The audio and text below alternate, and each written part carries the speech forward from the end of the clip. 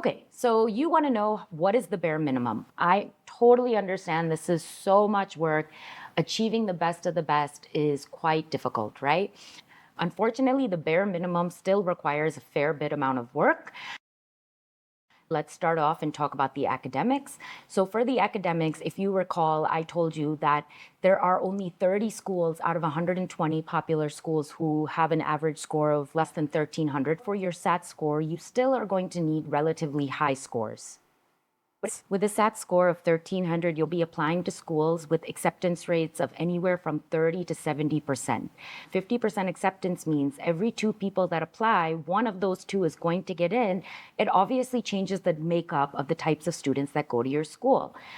Though I don't think this is necessarily a bad thing. Still, in the United States, you're going to get a phenomenal education, even if you go to anywhere in the top 100 schools, but definitely within the top 50, you'll be very proud and excited by what you're offered in the United States. One thing that I think is very important for you to understand up front is that if you don't plan on getting a 1450 plus, if you don't want to get 38 on your IB and relatively largely A's on your levels, then you can decide what your strategy will be for your extracurriculars. They no longer necessarily need somebody who has a giant spike. They are okay with somebody who's more well-rounded. If you're okay with the acceptance rates of 30% to 60% to 70%, then here's what I consider as your bare minimum. You can get 85% on your CBSE, you can get B and A averages in your levels, and you can get 5, 6s, and some 7s as well for your ed curriculum, likely a 35 plus, okay? When it comes to your extracurriculars, there's some bare minimums that you need. One is gonna be your community service. Ideally, you should be starting this in 9th, where you're directly going at the grassroots. The second thing is your academic interest. So you need a storyline that shows that you have demonstrated interest in the major you have selected. So you might do an internship in economics, you might write a research paper focused on econ. Both of these things will help you explain why you're choosing the major that you're choosing, right? There are two more requirements that I have. One is that you should have a leadership role. So you can be the treasurer. Ideally, though, it would be good if you were a vice president or a president of any organization that you had, or a team captain, house captain. Any of those prove that you're a leader.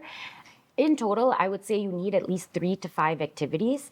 Some of these will overlap. So for example, if you're president of the economics club, then you've shown that you have an academic interest, which is your economics, but you've also shown that you can be a leader by being a president of a club. You have to be careful because if you decide to join 3 activities, they have to go as per the tiers that we talked about in the previous module. You can't only say that you are going to be a member of 3 different clubs. For schools, that is as good as very limited, low-hanging fruit extracurriculars, and there isn't much value that's attached to that. So when you're looking at your overall expertise and your overall extracurriculars, make sure that you have a variety of different difficulties of what you're taking on so that you can show something as your core focus within your extracurriculars. And the last and final thing that you do need for this is an honor and award, right? We can't leave that honor section blank.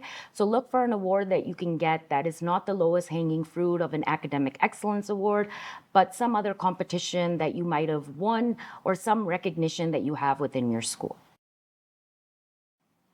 If you don't want to participate in 3 to 5 activities, there is a different way that you can do it, but it requires a lot more work. There was a student who got into Stanford.